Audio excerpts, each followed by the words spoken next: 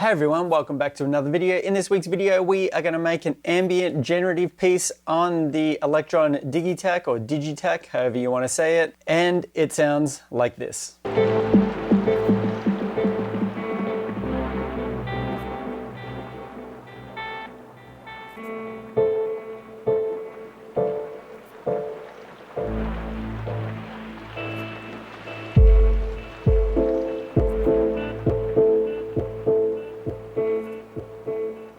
So full disclosure on this, the inspiration came from EasyBot and his unlimited melody video that he did. I'll leave a link to that up above.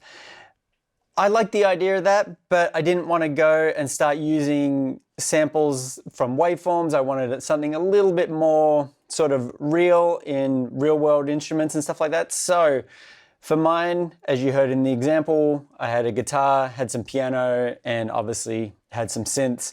So first up, we want to create those samples to get them into the Digitakt, and let's get cracking. So the first sample that I made to put into the sampler was with my trusty guitar.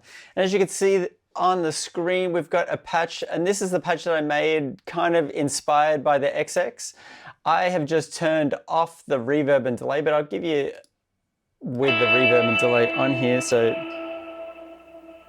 you can hear there, it's super washed out, super sort of XX sounding. So I want to use the effects built into the Digitakt, so everything kind of has its own feel and it kind of sounds a bit more cohesive.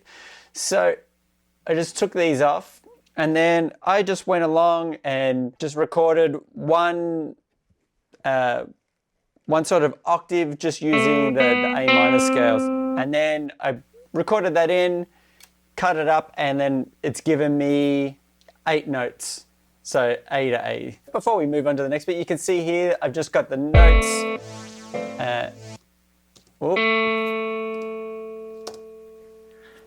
And I've just got them cut onto the grid at 50 BPM, which is going to be our session BPM.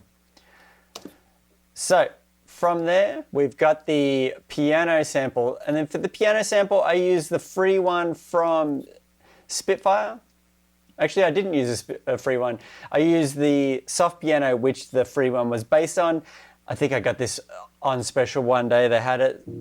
But it sounds, it's kind of that feel that I was going for where it's like kind of distant, sounds really muted, and I really like the sound of it. So what I did is I just created these chords and I just used triads because I found when I started using more than 3 notes, kind of got a little bit overwhelmed. And when you start adding that to a guitar, to some percussive samples, to some other samples, all of those together kind of was like a little bit too much. So I just went in and we've got A minor to A minor, and then in between B diminished, C, D minor, E minor, F, and G.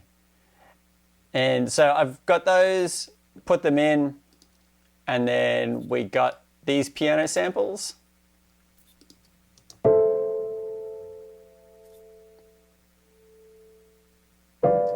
And all I did is when I did like a little bit of editing where I come in and just kind of boosted the volume in some bits and just kind of leveled them out a little bit. As you can see, there's still a bit of variation in there, which is good because obviously you don't want to just everything the same, but it kind of just boosted the level a little bit on some of them. And then the last sample that I put in was just this synth sample that come from the Juno. And all I did was use individual notes. So these are just individual notes rather than having chords. Again, going back to that, if you do a chord with another chord, it kind of gets a bit too much information. So all the chord information is coming from the piano and the single notes are coming from the guitar and the synth. But as you can hear with the actual synth sound, there's still a lot going on frequency-wise. So don't have to worry too much about being too thin sounding or whatnot because it sounds already super full. So obviously grab these 3 loops, chuck them into the sampler, and then we can start to get going with the track. Also, I'll leave those samples for free down below. So if you're just looking to quickly get them into your session, there's a link down below. You can grab them for yourself. So now we have our session and it's just the same. Ooh, if we... And you can hear it's the same samples that you get at the start of it. So let's just come along and just turn all these off.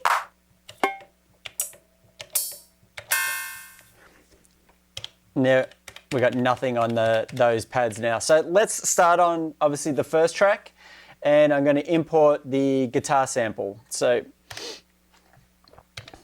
samples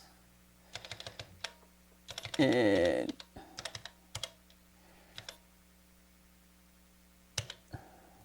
select all and load to project. Yep.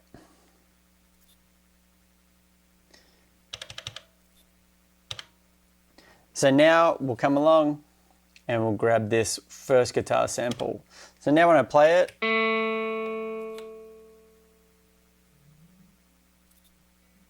and you can hear it starts to tail off. There's a little bit there, but obviously because we have the amp set up the way we do.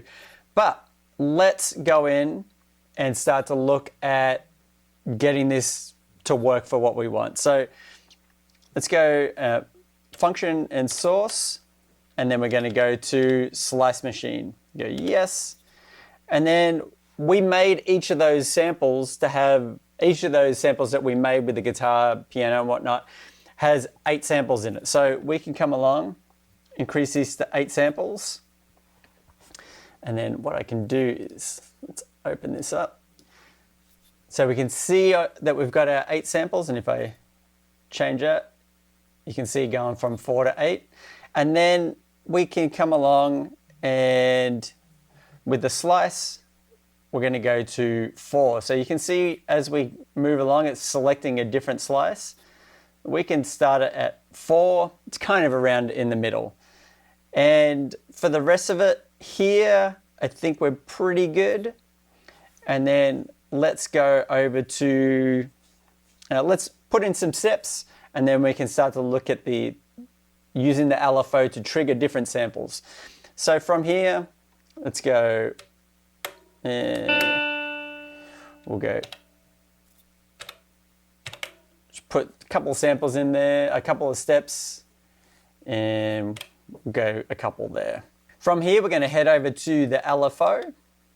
And then this is where the majority of the heavy lifting is going to happen. So let's start with the waveform. And we're going to go to the random. So we're getting multiple shifts. It's not just going to be smooth up and down. For the depth, actually, we'll start with speed. We'll go back to 0. And speed, we'll have it at 2.7. It's going to be pretty low.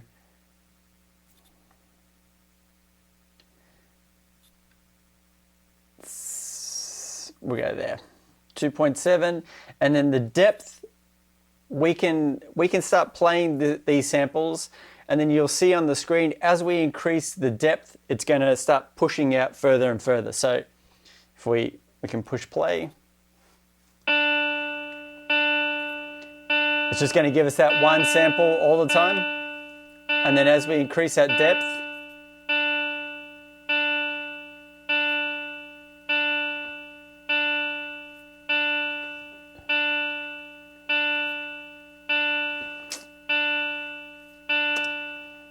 it would help if we had a destination to go to. So let's go to destination and we'll go slice select. Yes. We'll bring this back to 0 and we'll start playing it.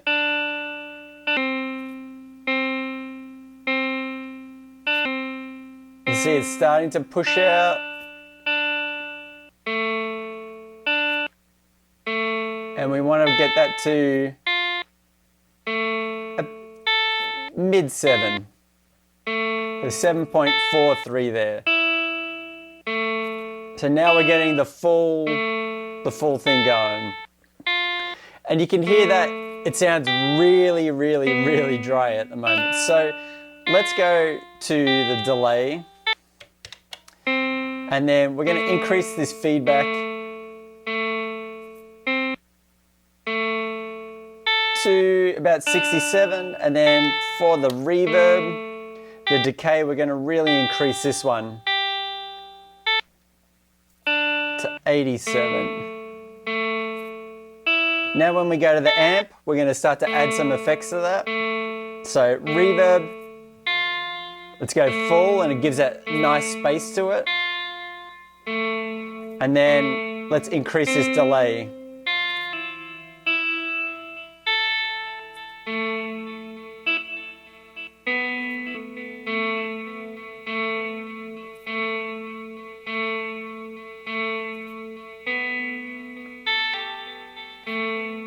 So that sounds good, but obviously it's happening way, way too fast.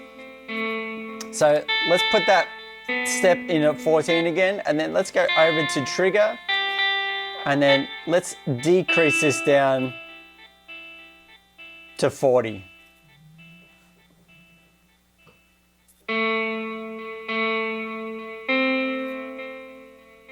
Now it's a little bit more sparse, and we're kind of getting a little bit more variation across the board. So let's go over to amp, and let's start to turn the volume down.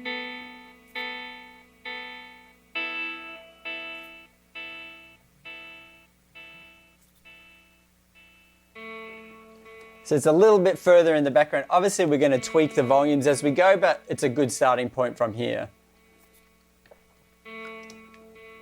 So let's move on to the next sample, and we're going to use pretty much the same technique for the piano and for the synth.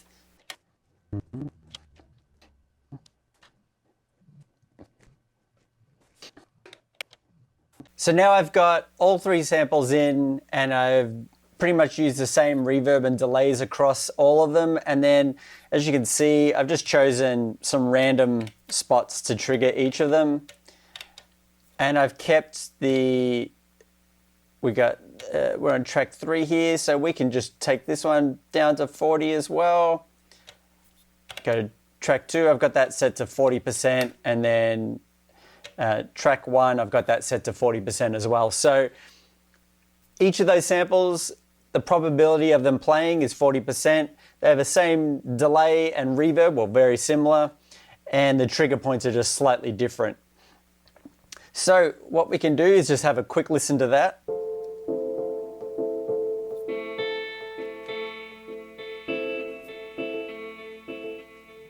Waiting for that synth to come in.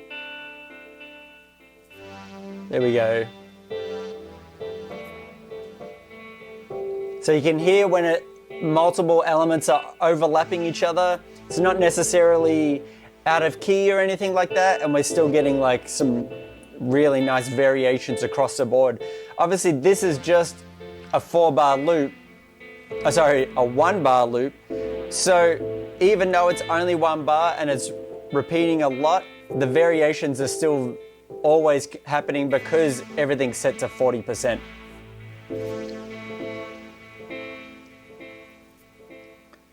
So from here, let's look at some other little elements that we can add in to kind of add a little bit more, not so much of a backbone, but just add a little bit more ear candy to the overall track. So let's go to track 4, which is our next open one. We can go to source, and then for this one, we're going to use just the standard kick that comes with it. So we'll go sample 1, and then for this, I'm just going to put a trigger on 1 and 9. 1's going to play standard, and then for the 9, what I'm going to do is we'll trig lock, and we're going to have it play reverse in a loop. If I mute these out and then just play the 1, and you can hear we get that reverse there.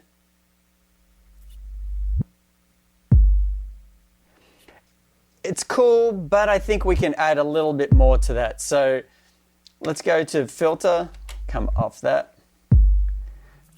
Let's filter that down a little bit.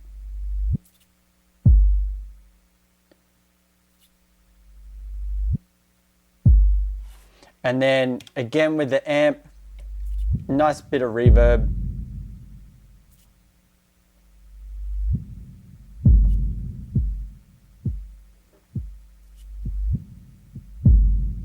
And now we get that variation.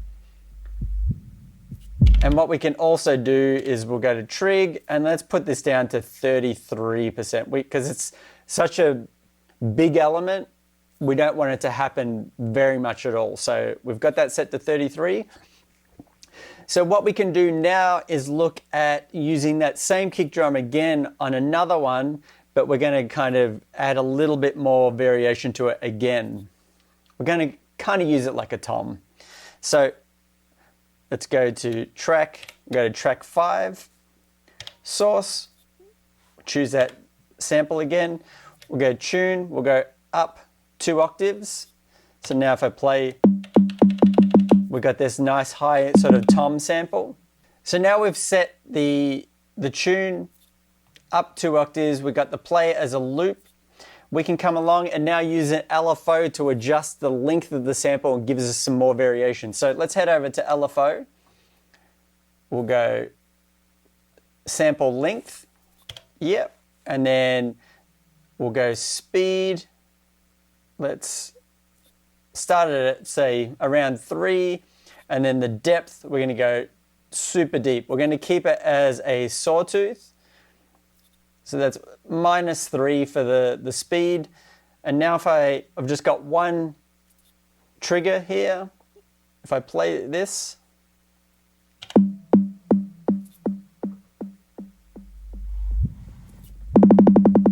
and you can hear the variation, slow loop, and then it should start to speed up now. Sorry, slow down and then speed up. And there we go. So we got that nice variation. Obviously, we don't want that to come in all the time. What we can do is go to amp. Let's go to nice delay. Lots of reverb. And then what I want to do for the amp is I want it to slowly come in. So 127 on the attack there. And then decay. We'll go to 119.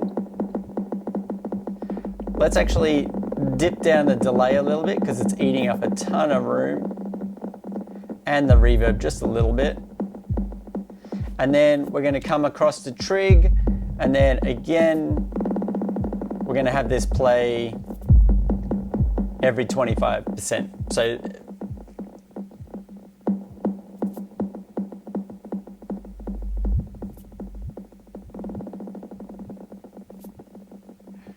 actually, we'll come across to the amp and then we'll just dip that decay down a little bit.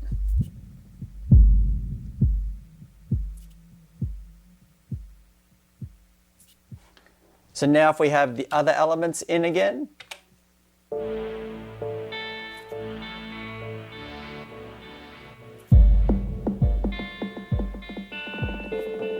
we can hear the looping sort of kicking in there.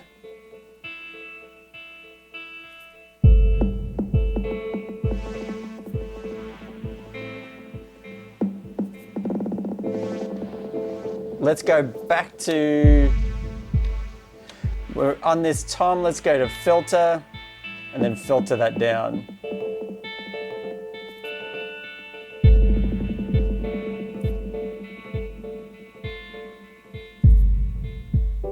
I think that kick's happening a little bit too often, so let's go to the kick, trigger, and then let's just put that down to 17%.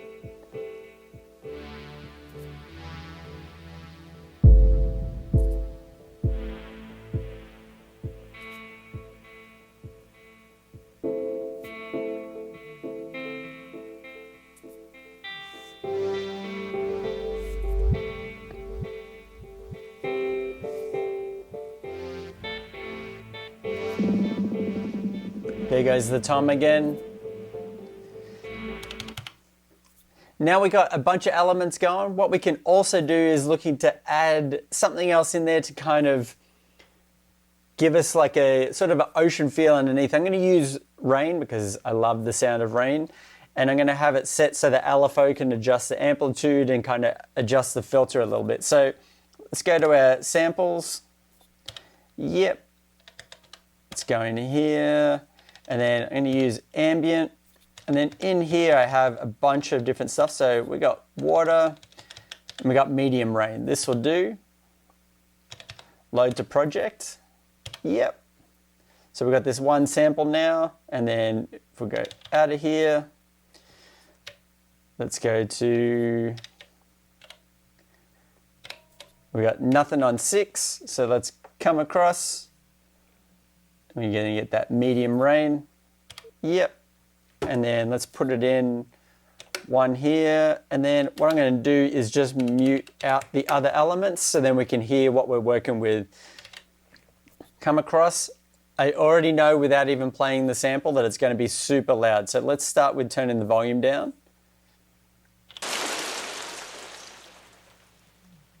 Let's come across to the amp.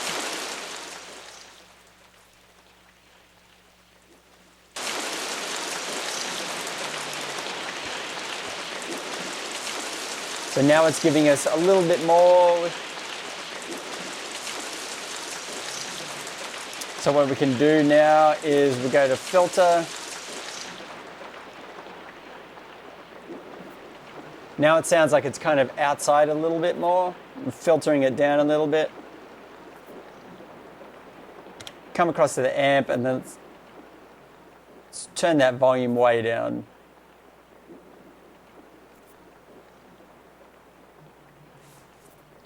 Let's come over to our first LFO and then let's go to filter, frequency. Yep. Speed is going to be way, way down. We almost don't want it to be audible with the changes that it's making. Speed just below -1 says -0.94. And then the depth, if we go all the way,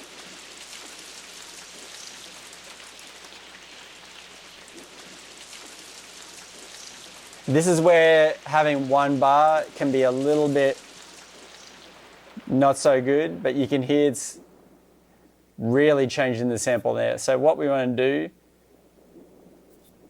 we're going to back this way off to 8 there. And then the speed, let's increase it a little bit.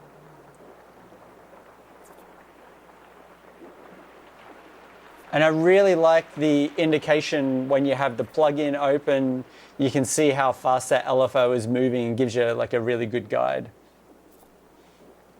Let's back off the depth a little bit more. So it's 6.6. And then let's go over to the second LFO. And what do we got here? Sample tune. Sample level, there we go. And we're going to kind of do the same thing as well. So let's go plus 2.2 and then the depth, we can go -6 there. And then we'll just have a look how fast that's moving. Could probably increase the speed just a little bit.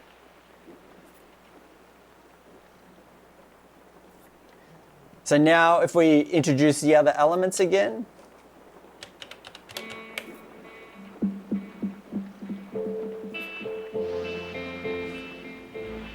And what we can do, that rain, even though I've put it down a ton in volume, let's go even more.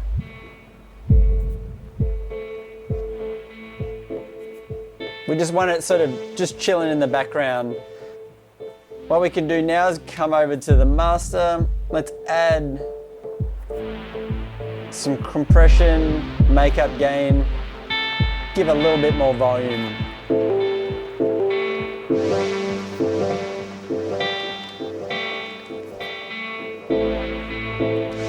I like the guitar, but I think it needs to be filtered a little bit.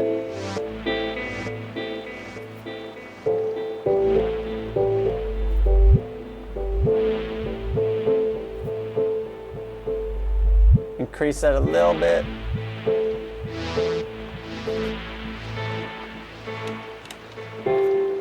Filter that synth a little bit.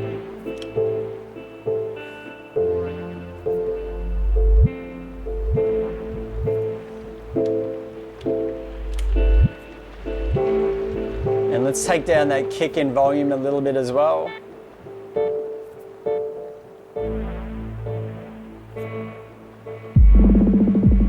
And we've got the tom coming in there now.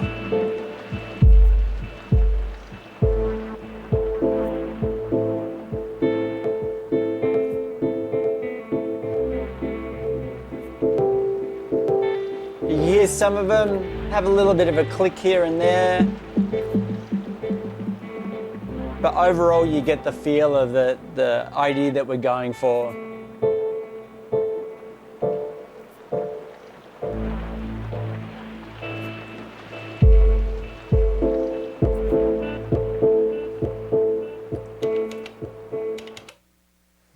So there you go. Hopefully you've got something out of that. Again, all credit goes to EasyBot for the initial idea that kind of got my brain thinking about how I could utilize the steps that he did. And hopefully this has inspired you to create something today. And until next time, see you later.